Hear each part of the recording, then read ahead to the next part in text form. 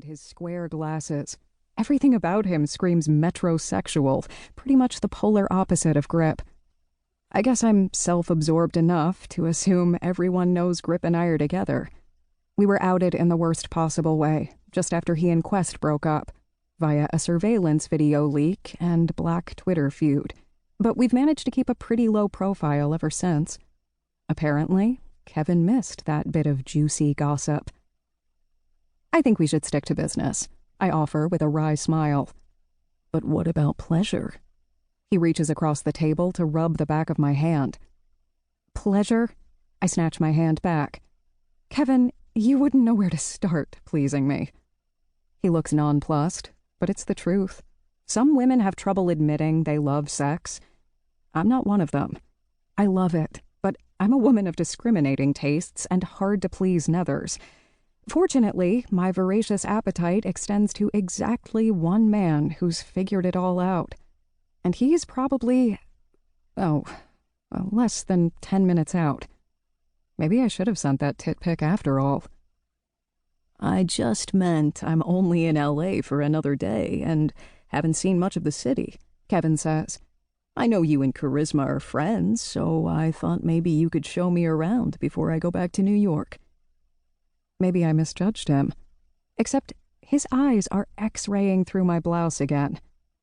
Kevin, eyes up. Sorry. The lust in his eyes practically fogs up his glasses. What? This is so not the way to get Grip on board with the book deal Charisma and I have been brainstorming. I'm killing Carm the next time I see her. Not that I'll see her anytime soon. Barrow has her anchored to the East Coast, and Prodigy has me anchored to the West. Kevin, there's something you should know.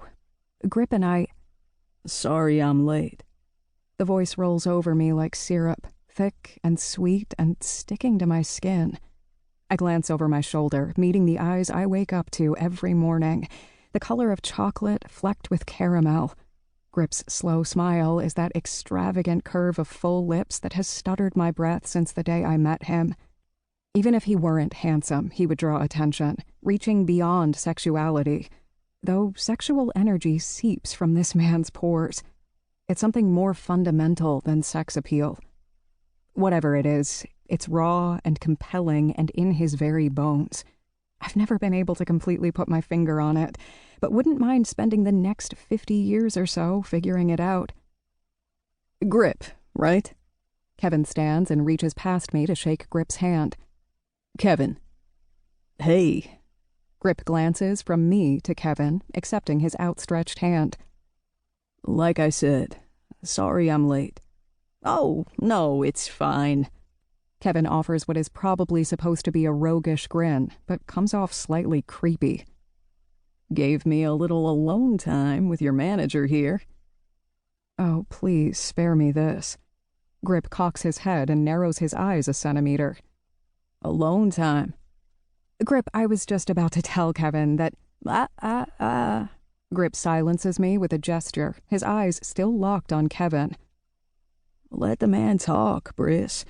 And what did you use all this time alone for, Kevin?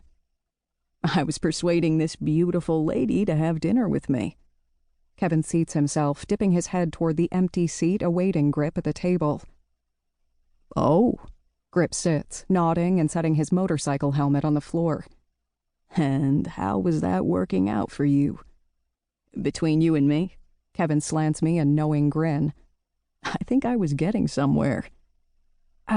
Kevin, you really should. I try again.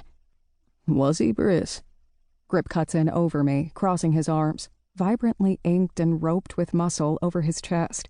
His white shirt reads habitual line stepper. No telling what that means. Getting somewhere, I mean. Though well-disguised, humor percolates behind his polite inquiry. Grip is possessive, but he knows this guy would never be anything but a joke. No, I told him we should keep things strictly business. I turn my attention from Grip to Kevin. And I was just about to say I have a boyfriend. I'm sure he'd understand. Kevin flashes a conspiratorial wink Grip's way. I'm sure he wouldn't. A vein of steel runs through Grip's good-natured...